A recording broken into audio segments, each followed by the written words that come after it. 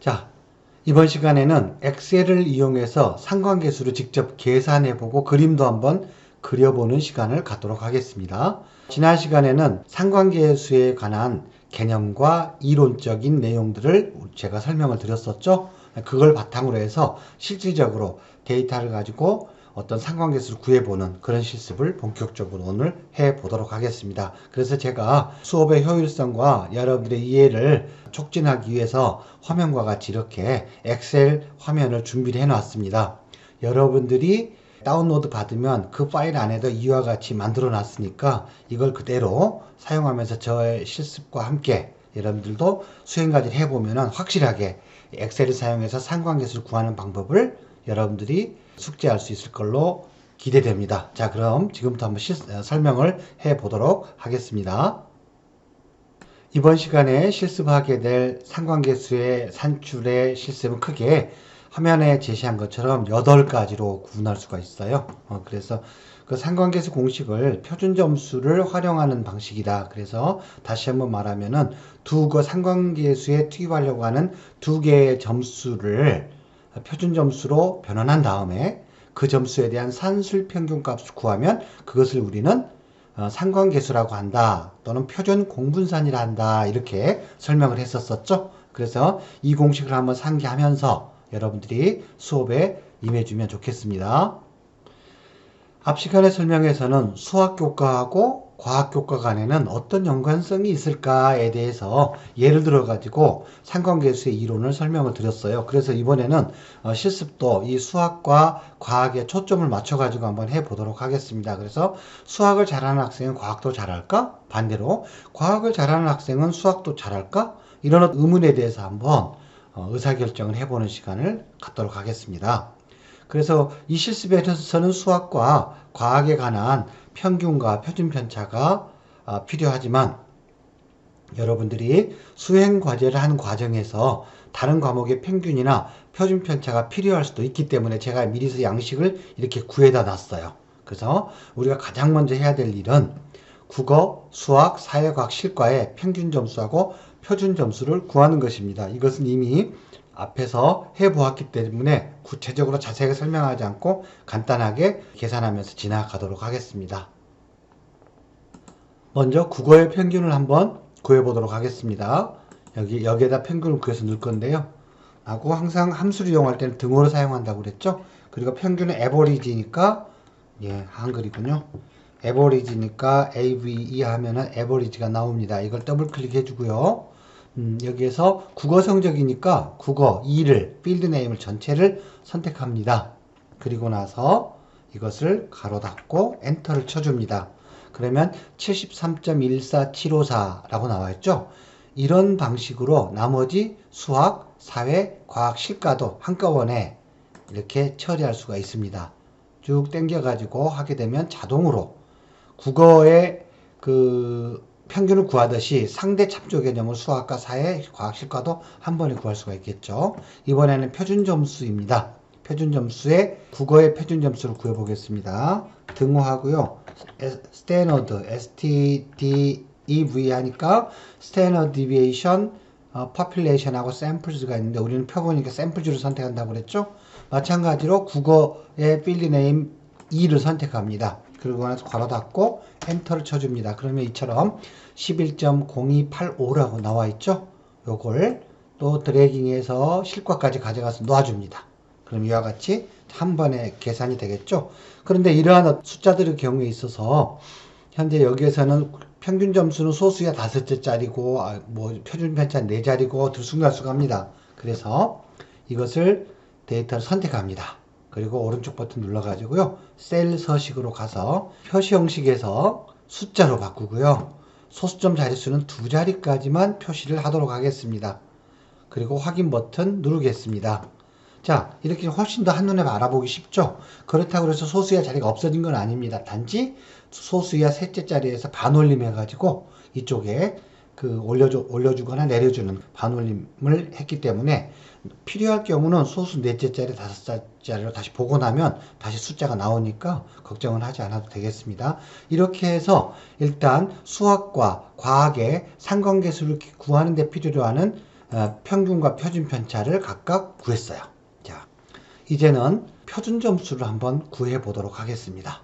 보통 표준 점수를 구하는 경우는 앞에서와 같이 변인의 이름, 자료의 변인의 이름 앞에다가 z를 붙여주면 된다고 그랬죠. zero의 약자라고 그랬죠. 그래서 표준 점수, 평균을 0으로 취하는 분포를 말합니다. 여기에서는 마찬가지로 등호를 해줍니다. 그리고 수학이니까 수학 점수를 클릭합니다. 그런 다음에 빼줍니다. 얼마를 빼줍니까? 수학의 평균 점수인 이 셀 5의 3 이걸 선택해 줍니다. 그럼 이렇게 5쓰게 자동으로 들어가죠? 괄호를 이렇게 넣어주고요. 아이고 죄송합니다. 확인. 여기에다도 습관적으로 아래 한글처럼 괄호를 양괄호를 넣어줍니다. 이렇게. 그래서 그 학생 1번 학생의 수학 점수에서 수학 평균 점수를 빼줍니다. 빼주고 그런 다음에 이것을 어떻게 나누기, 슬래시가 나누기 기호죠? 하고 표준 편차 5.52를 클릭해 줍니다. 이렇게 해주면은 바로 이게 표준 점수가 되겠죠. 엔터를 한번 쳐볼까요? 표준 점수가 마이너스 1.3036구가 나왔군요. 이것도 마찬가지로 선택을 해서요. 어떻게 한다고 그랬어요? 잡아서 쭉 아래까지 드래깅 하라고 그랬죠? 끝까지. 예. 여기까지 갑니다. 오 마이 갓. 뭐가 잘못됐을까요? 예. 왜 그랬을까요? 여러분들? 예. 참조에서 급하게 우리가 왔군요. 이걸 다시 더블 클릭해 보면은 이 수식이 나오죠. 여기에서 무슨 말이냐면은 평균과 표준 편차는 절대 기준, 이게 움직이면 안 됩니다. 그러니까 여기다가 요걸 안 넣어줬어요. 오히려 좋네요. 실습에 제가 에러도 하고 이런 또 한번 실수할 수 있는 것 미연에 방지할 수 있도록 하겠습니다. 절대 참조를 의미하는 이 기호를 붙여줍니다. 그런 다음에 엔터 키를 한번 쳐줘 볼까요? 네, 그렇게 계산했습니다. 그런 다음에 드래깅을 한번 해보겠습니다. 이번에는 나왔습니다. 네, 이렇게 하고요. 마찬가지로 여기에서도 계산 한번 해보겠습니다. 과학이니까 그 학생의 과학 점수인데 이거 등호를 먼저 넣어주고요. 괄호를 먼저 할고 시작하겠습니다. 이제 그리고 과학 점수에서 빼기 과학의 평균 점수인 70.70을 넣고 괄호 닫고 나누기 하고요. 여기에 있는 과학의 표준 편차 6.28을 넣어줍니다. 여기서도 마찬가지로 절대 참조 기호인 달러 기호를 각각 다 행과 열 부호 앞에다가 붙여줍니다. 이렇게 여기도 넣고요. 그 다음에 여기도 넣어주도록 하겠습니다. 이렇게 하고 엔터를 치게 되면 이렇게 해서 과학의 표준 점수도 구해졌군요. 그럼 마찬가지로 이걸 잡아가지고요. 드래깅 합니다. 아래로 쭉 아래로 해서요. 여기까지 옵니다. 놔주게 되면은 구해졌어요.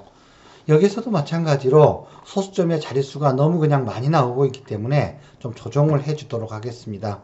여기에서는 소수 이하 넷째 자리까지 일반적으로 표현하니까 넷째 자리까지 표현을 해주도록 하겠습니다. 선택하고 마우스의 오른쪽 버튼을 눌러서 셀 서식으로 들어갑니다. 그리고 나서 이 셀 서식에서요. 숫자로 가서 자릿수를 4자리, 소수 이하 자릿수 4자리로 바꿔서 확인 버튼 눌러줍니다. 그럼 이렇게 알아보기 쉽게 통일돼서 소수점 정렬이 되면 알 수가 있겠죠. 자, 이렇게 한 다음에 그 다음에 해야 될 일은 무엇일까요? 예, 그렇습니다. 이제는 표준 점수 2개를 곱해야 됩니다. 왜냐하면 아까 공식대로 가는 거죠. 자, 공식을 한번 다시 가져와 볼게요. 공식은 이렇게 됩니다. 여기 보이죠? R은 표준 점수와 표준 점수를 곱해가지고 전부 더한 다음에 n-1로 나눠주는 게 되겠죠. 예, 그래서 다시 공식을 빼놓고 자, 그럼 이번에는 수학과 과학의 표준 점수의 곱을 한번 구해 보도록 하겠습니다. 선택하고요. 등호하고 수학의 표준 점수를 선택하고요. 별표 에스터리스크 해주고요. 그 다음에 과학의 표준 점수를 선택해 줍니다. 그리고 엔터를 쳐주게 되면 구해졌죠? 이와 같은 방식으로 이번엔 절대점수를 쓰지 않고 상대점수 그대로 놔둬야 되겠죠? 이렇게 해줍니다. 그럼 전부 구해졌습니다. 자, 그러면은 이 값을 가지고 이제 우리는 합을 구해야 되겠죠. 그래서 이제 이번엔 실습 4번으로 넘어가도록 하겠습니다. 실습 4번에서는 이것들을 전체를 더한 겁니다. 61개를 등호를 하고 썸이라고 한번 해봅니다. 썸 그 앞에 나타나죠? 한 다음에 여기에서 L을 그냥 선택 전체를 해줍니다. 그리고 나서 괄호 닫고 엔터를 쳐줍니다. 41.5699가 나왔습니다. 자, 그러면 상관계수는 뭐라고 그랬죠? 표준변차의 곱의 합을 n-1로 나눠줬다고 그랬어요. 그러니까 쭉 나가보면 61번 학생까지 있잖아요. 그래서 61번까지 있는 학생 중에서 1을 빼주니까 60이 되겠죠. 그래서 여기서 어떻게 하느냐면은 또 마찬가지로 등호를 하고요. 여기 썸에 있는 41.5699를 선택해 줍니다. 그 다음에 나누기 하고요. 60을 해줍니다. 그리고 엔터를 쳐줍니다. 그러면은 69282가 나와 있어요. 자, 이렇게 상관계수. 이게 약 69.28% 정도의 연관성이 있어 보인다. 이런 얘기가 되겠는데요. 그렇게 해석을 하면 큰일 납니다. 강도가 이 정도 있다라고 하는데, 여기서는 상관계수는 이걸 이 정도의 퍼센트의 연관성이 있다라고 얘기해서는 안 된다. 바로 그런 얘기를 하기 위해서는 앞 시간에도 설명했듯이 R의 제곱값을 사용한다라고 그랬어요. 그래서 여기서는 이걸 제곱하면 약 48% 얼마 정도 나올 것 같네요. 그 정도가 설명력이라고 할 수 있는데, 그건 나중에 또 설명을 하기로 하고. 자, 그러면은 과연 이게 제대로 계산이 되어 있는지 확인해 볼게요. 그 엑셀의 내장함수에는 상관계수를 바로 구할 수 있는 내장함수가 내장되어 있어요. 그래서 R2에다 그걸 한번 구해 볼게요. 여기다가 클릭하고요. 등호를 하고 correlation에 여기에 제가 써놨어요. 그래서 correl까지만 써봅니다. C-O-R-R-E-L이 콜 나오죠. correl을 더블 클릭합니다. 그리고 나서 여기에서는 뭐냐면은 수학하고 과학을 선택해 줍니다. 이렇게. 그리고 괄호 닫고 엔터를 쳐줍니다. 그러니까 어떻게 됐어요? 0.69283이라고 똑같이 나오죠? 예, 그렇습니다. 그러니까 제가 앞에 첫 번째로 상관계에서 R1을 구하는 것은 여러분들이 공식을 확실하게 다시 한번 이해할 수 있도록 하기 위해서 이걸 안내를 해줬고요. 앞으로는 여러분들이 내장함수를 이용해서 실제 교육 현장에서는 내장함수를 이용해서 R2를 계산하는 것처럼 코럴 함수를 이용해서 여러분들이 계산해주면 되겠습니다. 자, 이렇게 해서 내장함수를 이용해서도 우리가 수작업으로 계산한 것들이 제대로 되어 있는지 확인을 한번 해봤습니다. 자, 이번에는 4개 교과들 사이의 연관성을 분석을 해보도록 하겠습니다. 만일에 운이 좋게도 두 과목 간의 연관성을 계산한다면 내장함수로 간단하게 해결할 수 있겠지만, 만일에 4개 교과면은 복잡하잖아요. 이거 몇 번을 반복해서 상관계수를 분석해야 되나? 이런 게 되는 거죠. 4개 중에서 2개를 뽑는 거니까 4 콤비네이션 2라는 조합의 경우의 수가 나올 겁니다. 근데 복잡하잖아요. 그렇게 되면. 그래서 간단하게 4개 교과들 사이의 연관성을 분석하는 방법을 지금부터 실습을 해보도록 하겠습니다. 이번에는 지난번에 설치했던 데이터 메뉴를 한번 눌러봅니다. 그리고 나서 데이터 분석이라는 맨 우측 상단에 리본 메뉴가 있었죠. 이걸 클릭합니다. 그러면 여기 안에 보면 여러 가지가 있었는데, 지난번에 우리가 해봤던 것은 아마 여러분들이 집단 통계량인가를 아마 해봤을 거예요. 기술통계법인가요? 그걸. 근데 이번에는 어떻게 하느냐? 상관 분석을 여러분들 선택을 해주기 바랍니다. 그리고 확인을 누릅니다. 그럼 이와 같은 대화창이 나타나겠죠? 여기에서 입력 범위는 이걸 눌러줍니다. 그런 다음에 2에서부터 이렇게 해서 실과까지 이렇게 선택을 해줍니다. 필드는 2에서 i까지 5개 강좌를. 그리고 이 아래 화살표를 눌러주게 되면 이렇게 저장이 됐죠. 그런 다음에 출력 범위로 갑니다. 출력 범위로 가서요. 어디에다 놓느냐라고 했을 때 이 실습 7 아래 여기서부터 시작하겠다라는 거죠. 다시 위로 화살표를 누른 다음에 여기를 눌러줘요. 그럼 여기에 나왔습니다. 열번호는 n이고 행번호는 11번. 여기에 들어온다라는 거죠. 그리고 아래 화살표를 눌러줍니다. 모든 준비가 다 됐어요. 그러면은 확인 버튼을 한번 눌러볼까요? 그럼 이렇게 간단하게 4개 교과, 만일 앞에서처럼 했다면은 1번, 2번, 3번, 4번, 5, 6, 7, 8, 9, 10번의 반복하는 상관 분석을 했어야 되는데, 이와 같이 데이터 탑 메뉴에 데이터 분석 리본 메뉴에 들어가서 상관계수 분석을 선택하게 되면 이와 같이 한꺼번에 이렇게 구할 수가 있다라는 거. 입니다. 자, 우리가 그럼 확인 비교해 봅니다. 수학과 과학 같은 경우 얼마면 0.69283이 여기도 0.69283이 0.69283이 세 가지 방법으로 구했는데 모든 값이 동일함을 우리는 확인할 수가 있었습니다. 이렇게 해서 보니까 어떻습니까? 다음에 이런 과제할 때 쓸 수도 있는데요. 국어하고 수학과의 상관관계 강도가 1에 플러스 1이나 마이너스 1, 절대값이 1에 가까우면 대단하게 연관성이 높다 이렇게 얘기를 할 수가 있는데요. 국어는 수학을 제외한 나머지 교과하고 관련성이 매우 높아 보입니다. 그래서 언어를 잘 못하면 알아듣거나 문해 수준이 떨어지면 학교의 교과 성적이 좋을 수 없다라는 이런 추정을 해볼 수가 있겠죠. 그리고 수학 같은 경우는 어떻습니까? 사회하고 연관성이 좀 떨어지고요.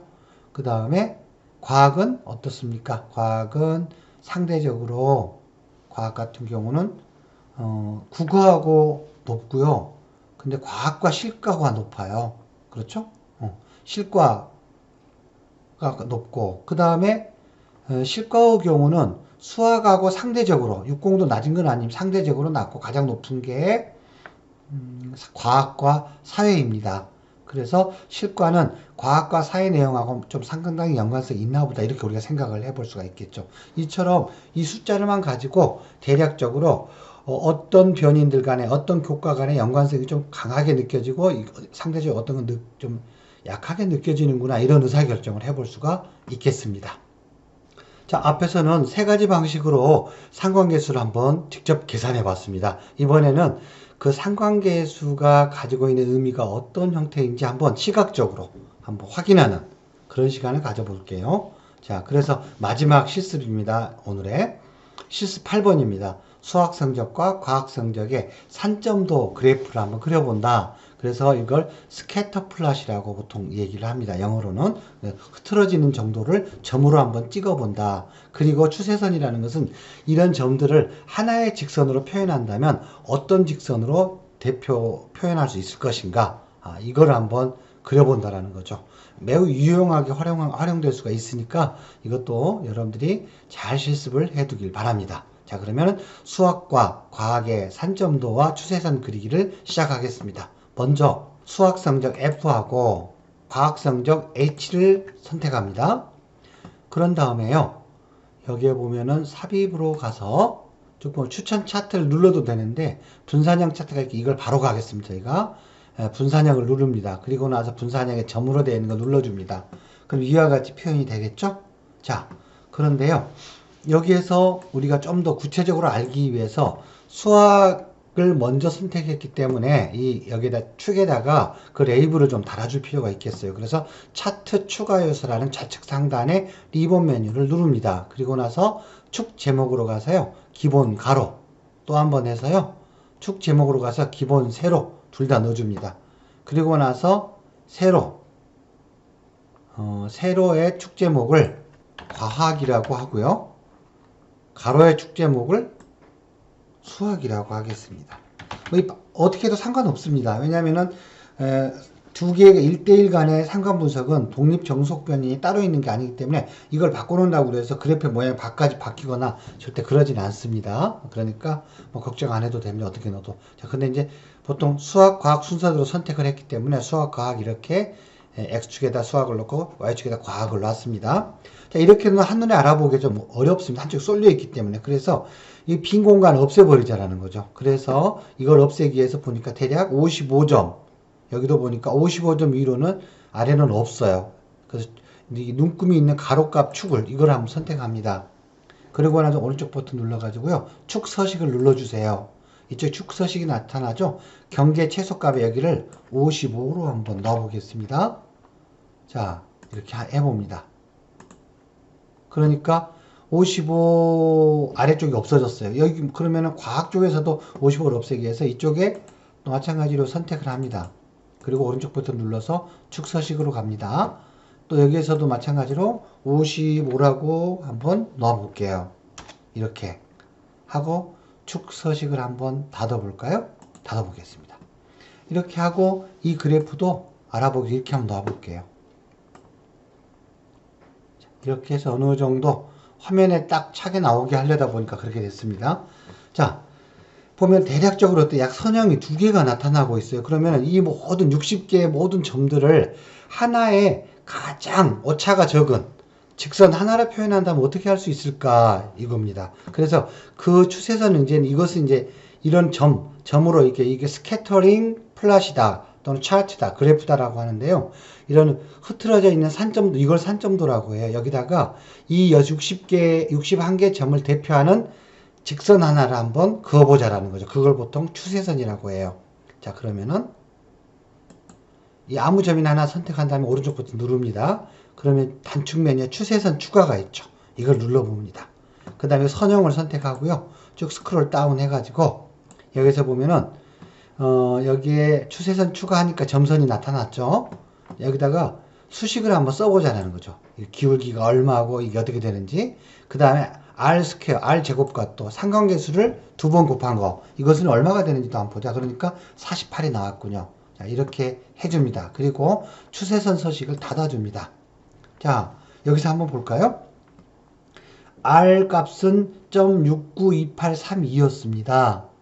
그런데 이것을 2번 곱하면 R 제곱이 되겠죠. 이건 0.48에 해당된다는 것입니다. 이제는 뭐라고 할 수가 있냐면요.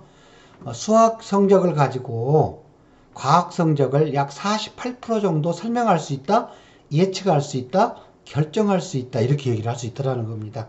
바로 이렇게 R 스퀘어 값의 위력이 나타납니다. 상관계수까지는 1이나 마이너스 1에 가까우면 연관성이 좀 세다 이렇게 얘기를 하고요. 0에 가까우면 연관성이 좀 약하네, 거의 없네 이렇게 얘기를 합니다. 그런데 바로 표준화 시킨 다음에 그 상관계수를 구하고 그 상관계수를 제곱했을 때 그 값은 바로 설명력. 그래서 과학 성적 전체를 100이라고 봤을 때 그 중에 48%는 수학 성적에 의해서 결정될 수도 있다. 이렇게 우리가 해석을 할 수가 있다는 겁니다. 자, 무슨 뜻인지 아시겠죠? 상관계수를 제곱한 값과 상관계수의 해석하는 요령, 이걸 잘 기억을 해두기 바랍니다. 이렇게 해놓게 되면은, 여기에서 여러분들이 이 점선이 가지고 있는 의미는 뭘까라고 했을 때 수도 없이 많은 점선을 그을 수가 있어요. 이렇게도 그을 수가 있고 이렇게도 그을 수가 있겠죠. 여러 개의 이 점들, 61개의 점을 대표하는 여러 개의 직선을 그을 수가 있는데요. 그 여러 개의 직선들 중에서 무슨 말이냐면은 이 점에서 직선에 이르는 거리를 전부 더합니다. 더한 다음에 그 61로 나눠줬을 때 그 값이 가장 작은 직선, 그것이 바로 추세선입니다. 추세선. 그래서 그렇게 여러분 이해를 해주면 되겠어요. 자, 이렇게 해서 그 추세선까지 한번 그려봤습니다. 여러분들이 상관계수도 구하고 그 다음에 추세선하고 산점 그래프도 그려본다면은 이 숫자들, 눈으로만 봤던 이 숫자들이 이렇게 그림으로 그려지니까 하나의 선형 패턴을 가지고 있구나. 그리고 대략적으로 이것은 기울기가 약 0.7887 정도의 기울기를 가지고 있구나. 기울기는. 그러니까 상당히 이 정도면 강도가 있는 편입니다. 수학하고 과학 간에. 상관계수가 약 69 정도 되었었고 R 스퀘어 값, 제곱값은 48로서 과학 성적이 수학 성적의 100 중에서 48%를 결정한다라고 설명할 수도 있고 수학 성적이 과학 성적의 100 중에서 48%를 결정한다. 어느 쪽으로도 해석이 가능하다. 그런 얘기예요. 이와 같이 데이터를 분석해서 숫자로서 의사결정을 할 수도 있지만 이와 같이 시각 자료를 병행해서 제시해 준다면 훨씬 더 정확하게 현상을 파악하고 의사결정을 할 수가 있겠죠. 여기에 어쩌면 통계에 위력이 있지 않은가, 가장 합리적으로 결정할 수 있는 위력이 있지 않은가 하는 생각을 해봅니다. 자, 마찬가지로 앞서 배웠듯이 디자인에서 이것이 기본 디폴트 값이고요. 눌러봅니다. 마음에 드는 게 있나? 이런 식으로 눌러봅니다. 이중 원점으로 표현해주고 막대를 조금 두껍고 진하게 해주기도 하고 그 다음에 이처럼 해주기도 하고 이것은 이렇게 되고 또 색깔 배경색을 까맣게 또 이게 다 다양하게 특징들이 있으니까 여러분들이 하나를 선택해서 쓰면 되겠습니다. 저 개인적으로는 디폴트 값 이거나 아니면 요걸 쓰면 어떨까? 요 정도가 어떨까? 저는 생각을 해봅니다. 그러니까 추세선을 좀 진하게 해줘서 강조하는 것도 나쁘진 않을 것 같아요. 이것은 추세선이 좀 너무 약하게 보이죠? 그러니까 산점, 흐트러진 점들을 강조하고 싶으면은 요걸 하면 될 것 같고요. 그 다음 추세선에 강조를 주고 싶으면 요걸 줘서 그래프로 표현하면 어떨까 하는 생각을 가져봅니다. 자, 이렇게 해서 오늘 상관계수를 산출하는 세 가지 방법과 그 상관계수를 눈으로 확인해보는 그래프 작업까지 함께 해봤습니다. 이제 남은 시간에는 여러분들이 수행과제를 통해서 완벽하게 이 상관계수를 여러분들 걸로 만들어 보길 바랍니다. 수고했습니다.